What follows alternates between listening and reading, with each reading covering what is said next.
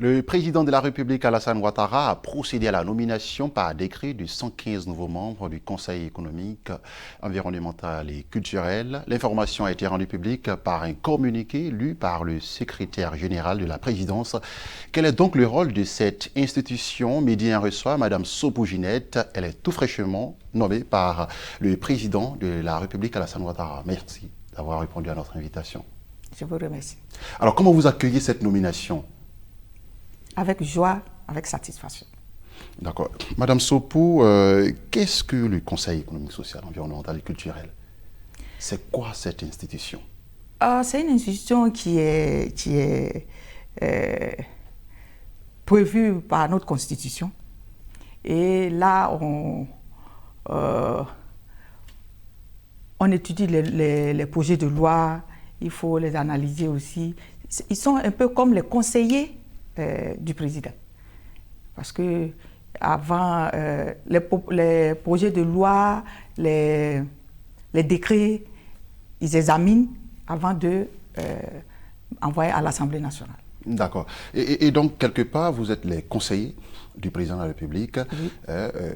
Par rapport au décret qu'on prend, tout ça au niveau du Conseil des ministres. C'est ça. Mais est-ce que, quelque part, si je peux dire, quel est votre rôle? Est-ce que ce n'est pas peut-être un conflit de postes entre vous et puis les députés? Et certains ministres aussi? Mais certains secrétaires d'État? Non, pas du tout. Pas du tout. Vous savez, même dans nos villages, les chefs ont des comités de sages. Et comme on dit toujours,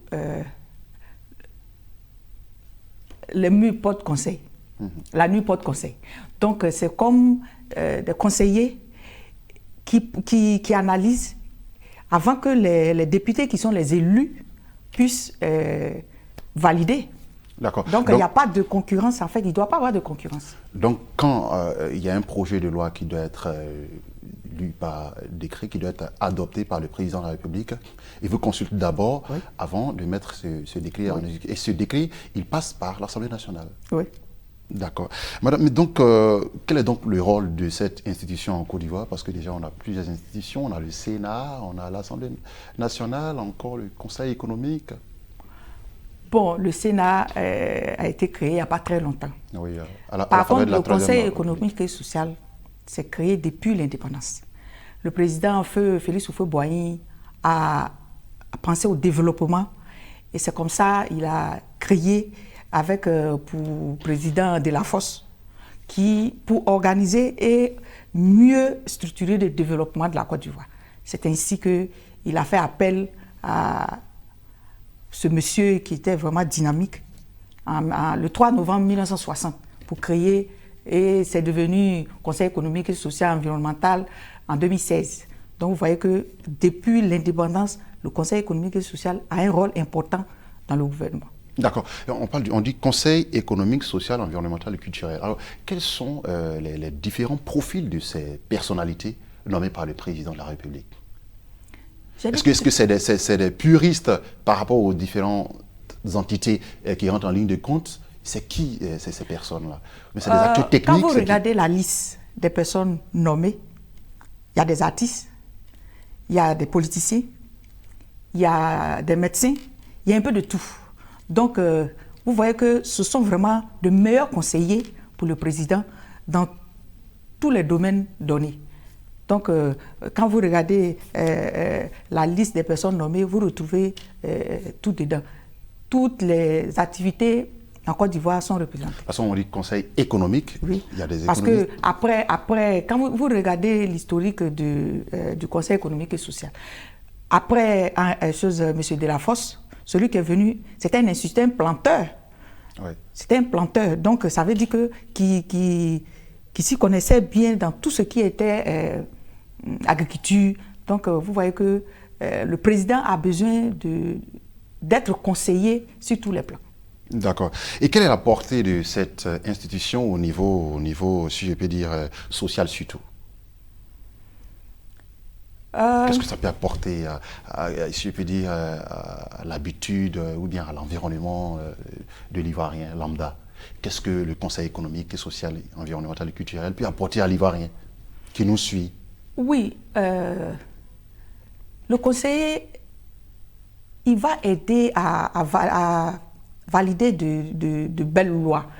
Et puis, nous sommes en contact permanent avec la population. Donc, nous allons servir de canal entre la population et le président. Ce qui se passe à la base, il faut échanger là-dessus avec le président pour que les meilleures lois soient prises en compte. Parce que le développement aussi, c'est ça. Ce sont des conseils, de bons conseils que vous allez donner au président sur la vie de la population, la santé, les planteurs, tout ça. C'est quand nous allons envoyer toutes ces doléances, tous ces conseils que le président va prendre en compte et faire voter des lois pour changer la vie des Ivoiriens. Vous savez, le citoyen lambda se plaint parfois. On se dit que voilà, il y a parfois l'exécutif incarné par le président de la République est parfois déconnecté de situations. Je peux parler par exemple des jeunes, de la situation des jeunes, la sempiternelle question du chômage des jeunes. Qu'est-ce que cet appareil politique peut apporter à la vie d'un jeune entrepreneur en Côte d'Ivoire, par exemple, qui nous suit à Tengrila, à Zionoula, à Goïtafla, ou encore à Dabou, un peu à Doropo, un peu partout en Côte d'Ivoire. Qu'est-ce que cet outil politique peut changer dans la vie? Oui, en fait, comme je le disais tantôt, cette structure, ça a été créé pour le développement de notre nation. Les personnes qui sont nommées doivent jouer réellement leur rôle de conseiller, leur rôle de canal entre la population, par exemple la jeunesse et le président. Si vous êtes au Conseil économique et social, votre rôle, c'est de travailler pour amener la vie de cette jeunesse-là à changer. D'accord. Madame Sopou, mais comment se font vos consultations, par exemple? Comment vous partez vers, si je peux dire, la population? Comment vous causez avec, échangez avec, si je peux dire, les administrés? Comment vous échangez avec les Ivoiriens? Bon, moi particulièrement, moi je suis politique. Donc régulièrement en contact avec ma population. Donc je connais la situation de ma population, de ma circonscription. Donc je suis déjà dans mon domaine politique, je maîtrise au moins, puisque j'échange régulièrement avec la jeunesse. Qu'est-ce qu'il leur faut? Qu'est-ce qu'on doit faire? Donc je pense que pour la politique, je suis en contact permanent avec la population. D'accord. Et une de mes dernières questions, peut-être même la dernière, est-ce qu'aujourd'hui cette institution n'est pas ce qu'elle est, comme on la qualifie, déjà de budgétivore, une institution de laquelle on peut se passer? Tout à l'heure, je vous ai dit que c'est une structure de développement. Donc, créée depuis 1960. Donc, on ne peut pas traiter cette institution de budgétivore. Parce que pour un meilleur développement, il faut de belles lois, il faut vraiment réfléchir, trouver de très bonnes solutions pour la Côte d'Ivoire pour qu'il y ait un développement meilleur. Mais s'il n'y a pas une plateforme ou bien une institution où nous allons échanger pour donner des idées, je pense qu'il n'y aura jamais de bon développement.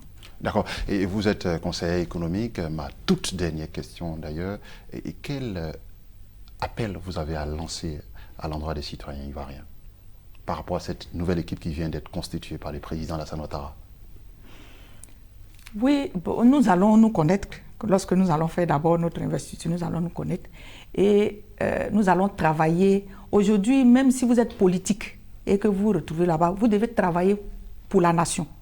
Et que la jeunesse, les femmes, la population ivoirienne se mettent au service de ce conseil économique pour qu'ensemble nous puissions trouver des idées et travailler avec le président. Le travail, et c'est ce que le peuple ivoirien attend de vous. Merci à vous, Madame Sopou Ginette. Je rappelle que vous êtes membre du Conseil économique, social, environnemental et culturel. Vous êtes tout fraîchement nommé par le président Alassane Ouattara. Vous faites partie des 115 nouveaux conseillers économiques, social, environnemental et culturel de Côte d'Ivoire. Merci d'avoir répondu à notre invitation. Nous vous recevions sur ce plateau pour parler du rôle de cette institution dans la vie de la nation, c'est-à-dire dans la vie en Côte d'Ivoire. Merci. Je vous remercie. C'est la fin de ce numéro de l'invité de la rédaction. L'information continue sur Midi 1.